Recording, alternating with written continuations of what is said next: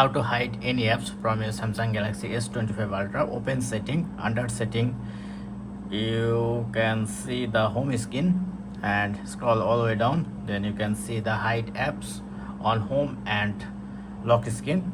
For example, I want to hide my Play Store, these apps.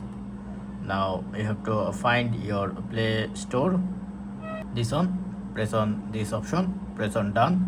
Then if you go back again your setting, then you can see your Play Store is hide as a hide. Then your Play Store will be hide. And if you go back again, then just remove your apps, press on done. Now if you go back, then you don't able to see. Now open your menu and in search bar type